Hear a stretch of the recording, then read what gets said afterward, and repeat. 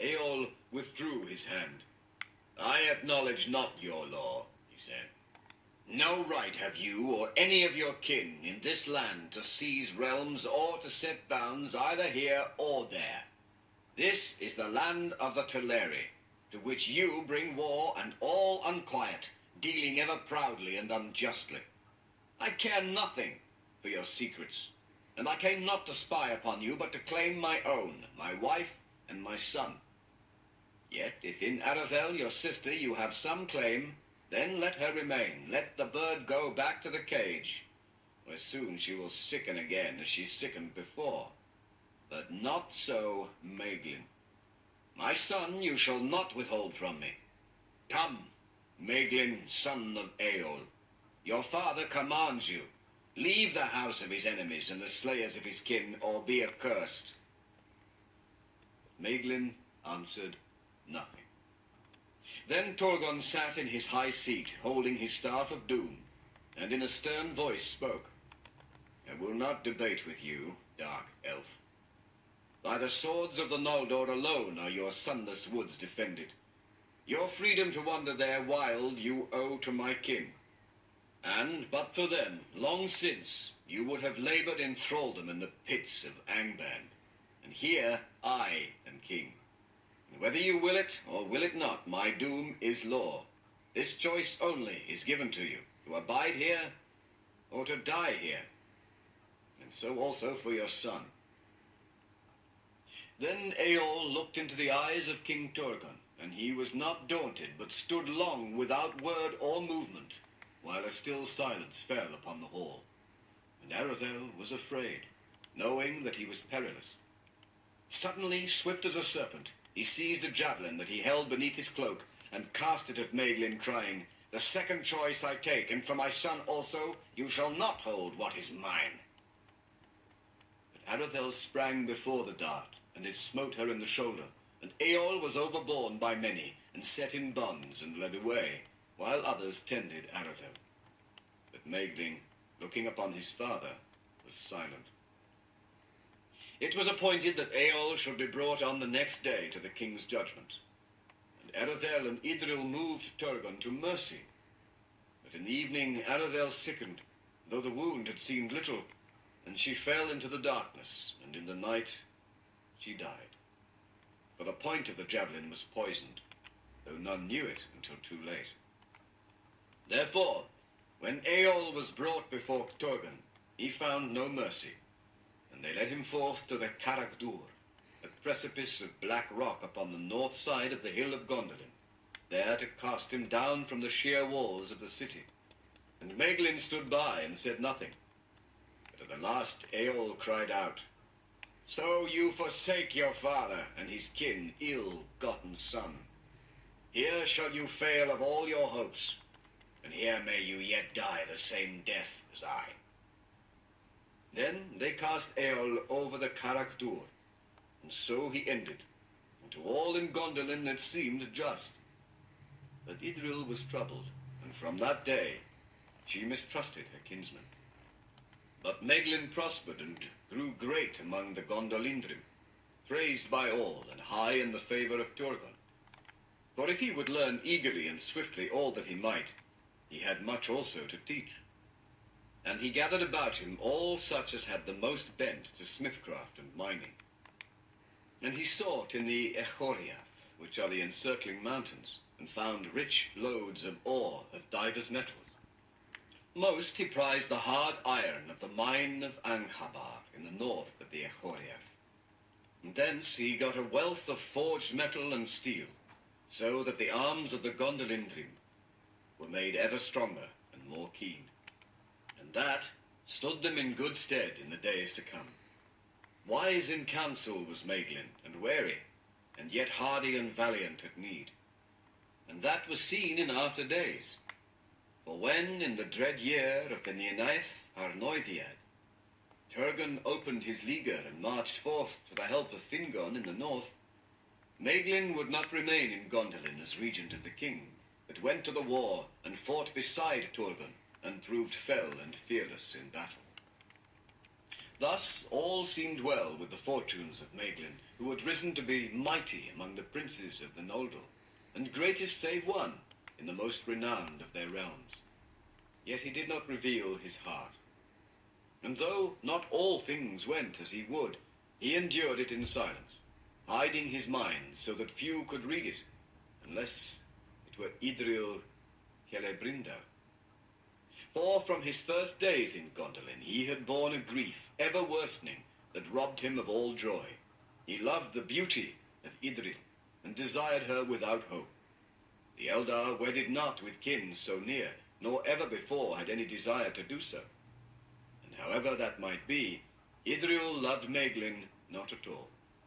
And knowing his thought of her, she loved him the less, for it seemed to her a thing strange and crooked in him, as indeed the Eldar ever since have deemed it, an evil fruit of the kinslaying, whereby the shadow of the curse of Mandos fell upon the last hope of the Noldor. But as the years passed, still Maeglin watched Idril, and waited, and his love turned to darkness in his heart, and he sought the more to have his will in other matters, shirking no toil or burden, if he might thereby have power. Thus it was in Gondolin, and amid all the bliss of that realm, while its glory lasted, a dark seed of evil was sown. Of the coming of men into the West. When 300 years and more were gone since the Noldor came to Beleriand, in the days of the Long Peace, Finrod Felagund, lord of Nargothrond, journeyed east of Sirion and went hunting with Maglor and Maedhros, sons of Fëanor. But he wearied of the chase and passed on alone towards the mountains of Ered Lindon that he saw shining afar.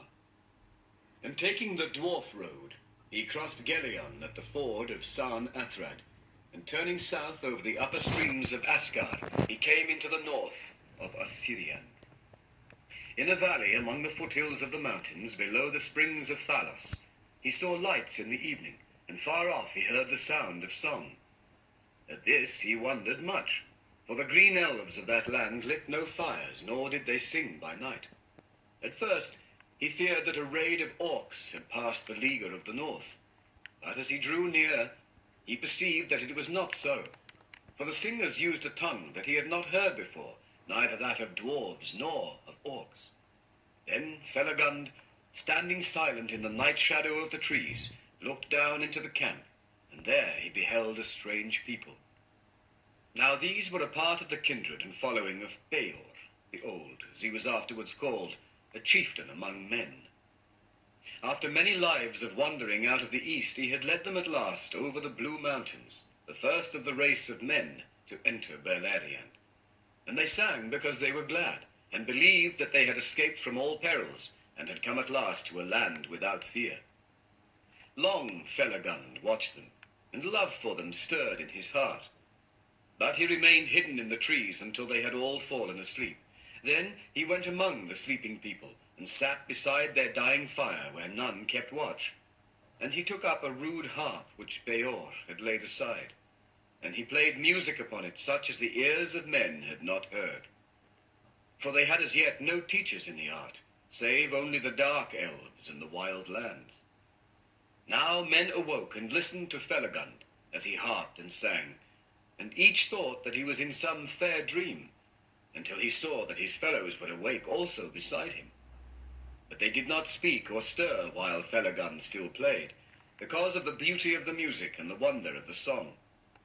Wisdom was in the words of the elven king, and the hearts grew wiser that hearkened to him. For the things of which he sang, of the making of Arda, and the bliss of Ammon beyond the shadows of the sea, came as clear visions before their eyes, and his elvish speech was interpreted in each mind according to its measure. Thus it was that men called King Felagund, whom they first met of all the Eldar, Noam, that is, wisdom in the language of that people, and after him they named his folk Nomin, the wise. Indeed, they believed at first that Felagund was one of the Valar, of whom they had heard rumour that they dwelt far in the west, and this was, some say, the cause of their journeying. But Felagund dwelt among them, and taught them true knowledge, and they loved him, and took him for their lord, and were ever after loyal to the house of Finarfin.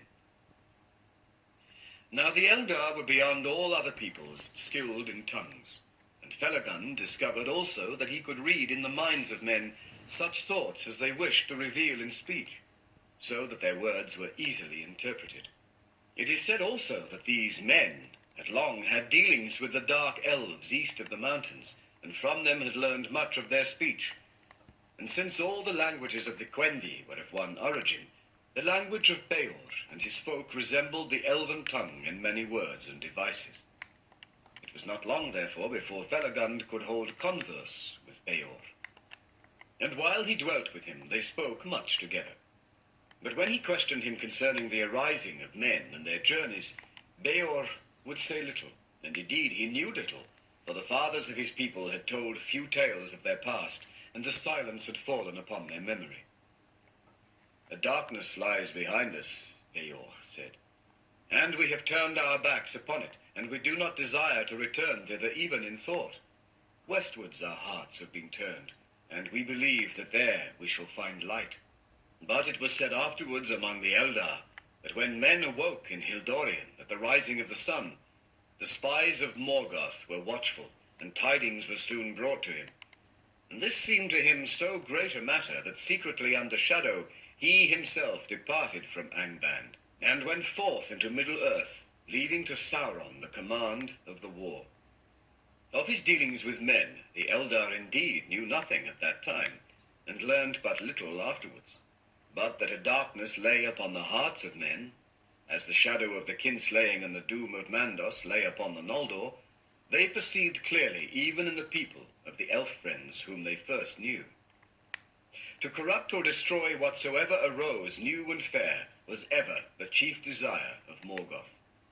And doubtless he had this purpose also in his errand, by fear and lies to make men the foes of the Eldar, and bring them up out of the east against Beleriand.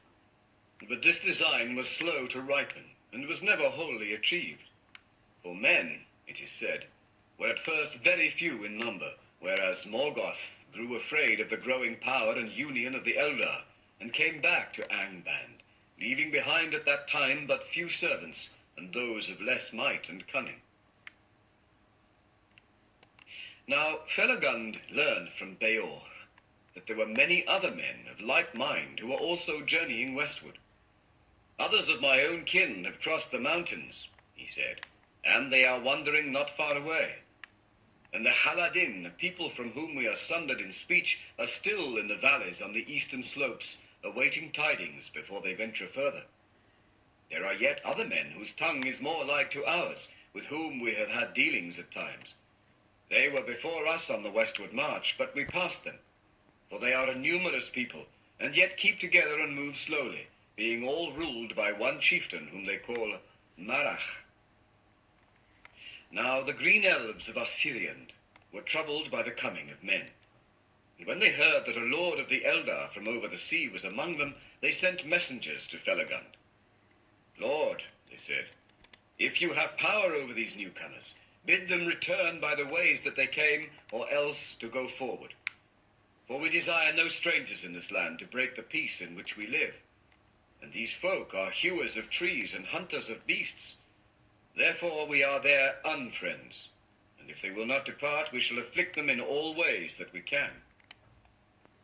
Then, by the advice of Felagund, Beor gathered all the wandering families and kindreds of his people, and they removed over Gelion, and took up their abode in the lands of Amrod and Amras, upon the east banks of the Kellon, south of Nan Elmoth, near to the borders of Doriath. And the name of that land thereafter was Estolad, the encampment. But when after a year had passed, Felagund wished to return to his own country, Beor begged leave to come with him, and he remained in the service of the king of Nargothrond while his life lasted.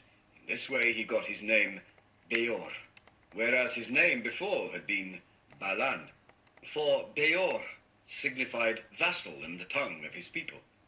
The rule of his folk he committed to Baran, his eldest son, and he did not return again to Estolad. Soon after the departure of Felagund, the other men of whom Beor had spoken came also into Beleriand. First came the Haladim, but meeting the unfriendship of the Green Elves, they turned north and dwelt in Thargelion, in the country of Caranthir, son of Feanor.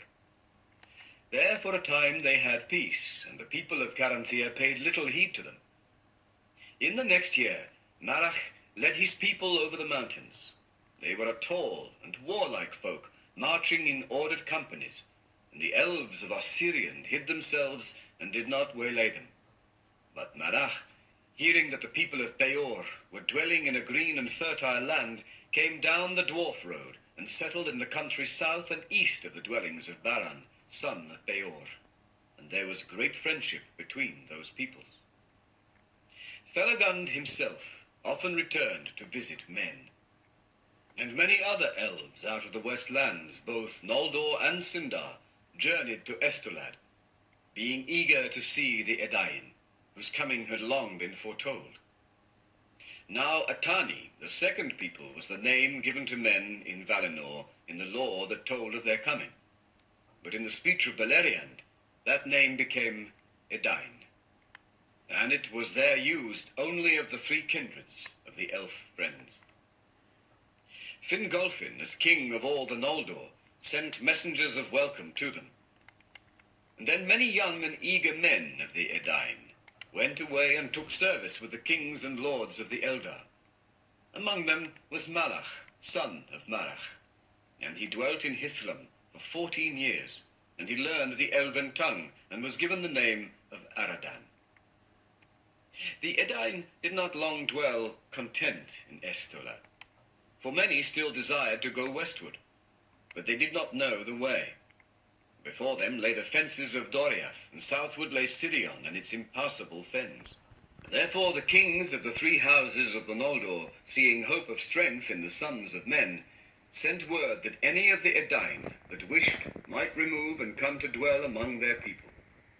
In this way, the migration of the Edain began. At first, little by little, but later in families and kindreds, they arose and left Estolad, until after some 50 years, many thousands had entered the lands of the kings. Most of these took the long road northwards, until the ways became well known to them. The people of Beor came to Dorthonion, and dwelt in lands ruled by the house of Finarfin. The people of Aradan, for Marach his father remained in Estolad until his death, for the most part went on westward, and some came to Hithlam. But Magor, son of Aradan, and many of the people passed down Sirion into Beleriand, and dwelt a while in the vales of the southern slopes of Ered Wethrin. It is said that in all these matters none save Finrod Felagund took counsel with King Thingol, and he was ill-pleased, both for that reason and because he was troubled by dreams concerning the coming of men, ere ever the first tidings of them were heard. Therefore he commanded that men should take no lands to dwell in save in the north, and that the princes whom they served should be answerable for all that they did. And he said, Into Doriath shall no man come while my realm lasts, not even those of the house of Beor, who serve Finrod the beloved. Melian said nothing to him at that time, but afterwards she said to Galadriel, Now the world runs on swiftly to great tidings, and one of men, even of Beor's house, shall indeed come, and the girdle of Melian shall not restrain him, for doom greater than my power shall send him, and the songs that shall spring from that coming shall endure when all Middle-earth is changed. But many men remained in Estolad, and there was still a mingled people living there long years after, until in the ruin of Beleriand they were overwhelmed or fled back into the east. For beside the old, who deemed that their wandering days were over, there were not a few who desired to go their own ways, and they feared the Eldar and the light of their eyes. And then dissensions awoke among the Edain, in which the shadow of Morgoth may be discerned, for certain it is that he knew of the coming of men into Beleriand, and of their growing friendship with the elves. The leaders of discontent were Bereg, of the house of Beor, and Amlach, one of the grandsons of Marach, And they said openly, "We took long roads, desiring to escape the perils of Middle-earth and the dark things that dwell there, for we heard that there was light in the west. But now we learn that the light is beyond the sea. Thither we cannot come where the gods dwell in bliss, save one. For the Lord of the Dark is here before us, and the Eldar wise but fell, who make endless war upon him. In the north he dwells, they say, and there is the pain and death from which we fled. We will not go that way." Then a council and assembly of men was called, and great numbers came together. And the elf friends answered Bereg, saying, "Truly from the Dark King come all the evils from which we fled. But he seeks dominion over all Middle-earth, and whither now shall we turn, and he will not pursue us? Unless he be vanquished here, or at least held in leaguer. Only by the valor of the Eldar is he restrained, and maybe it was for this purpose, to aid them at need, that we were brought into this land." To this Bereg answered, "Let the Eldar look to it. Our lives are short enough." But there arose one who seemed to all to be Amlach, son of Imlach, speaking fell words that shook the hearts of all who heard him. "All this is but elvish lore, tales to beguile newcomers that are unwary. The sea has no shore. There is no light in the west. You have followed a fool fire of the elves to the end of the world. Which of you has seen the least of the gods? Who has beheld the Dark King in the north? Those who seek the dominion of Middle-earth are the Eldar. Greedy for wealth, they have delved in the earth for its secrets, and have stirred to wrath the things that dwell beneath it, as they have ever done and ever shall. Let the orcs have the realm that is theirs, and we will have ours. There is room in the world, if the Eldar will let us be." Then those that listened sat for a while astounded, and a shadow of fear fell on their hearts, and they resolved to depart far from the lands of the Eldar. But afterwards Amlach returned among them, and denied that he had been present at their debate, or had spoken such words as they reported, and there was doubt and bewilderment among men. Then the elf friends said, "You will now believe this at least. There is indeed a Dark Lord, and his spies and emissaries are among us, for he fears us, and the strength that we may give to his foes." But some still answered, "He hates us rather, and ever the more the longer we dwell here, meddling in his quarrel with the kings of the Eldar, to no gain of ours." Many therefore of those that yet remained in Estolad made ready to depart, and Bereg led 1,000 of the people of Beor away southwards, and they passed out of the songs of those days. But Amlach repented, saying, "I have now a quarrel of my own with this master of lies, which will last to my life's end." And he went away north, and entered the service of Maedhros. But those of his people who were of like mind with Bereg chose a new leader, and they went back over the mountains into Eriador, and are forgotten. During this time the Haladin remained in Thargelion, and were content. But Morgoth, seeing that by lies and deceits he could not yet wholly estrange elves and men, was filled with wrath, and endeavored to do men what hurt he could. Therefore he sent out an orc raid, and passing east it escaped the leaguer, and came in stealth back over Ered Lindon, by the passes of the dwarf road, and fell upon the Haladin in the southern woods of the land of Garanthir. Now the Haladin did not live under the rule of lords, or many together, but each homestead was set apart, and governed its own affairs, and they were slow to unite. But there was among them a man named Haldad, who was masterful and fearless.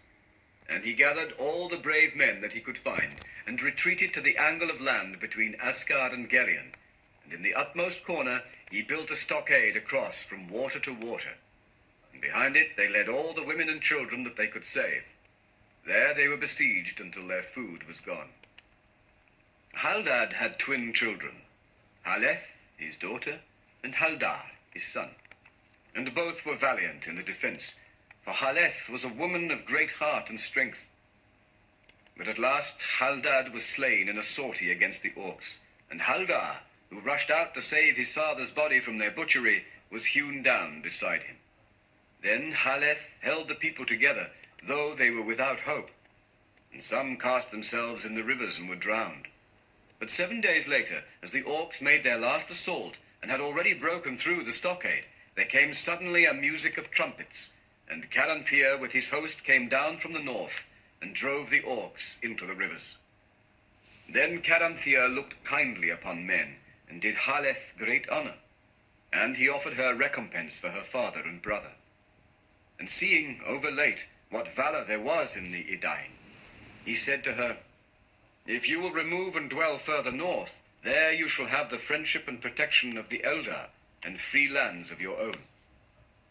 But Haleth was proud and unwilling to be guided or ruled, and most of the Haladin were of like mood. Therefore she thanked Caranthir, but answered, "My mind is now set, Lord, to leave the shadow of the mountains and go west, whither others of our kin have gone."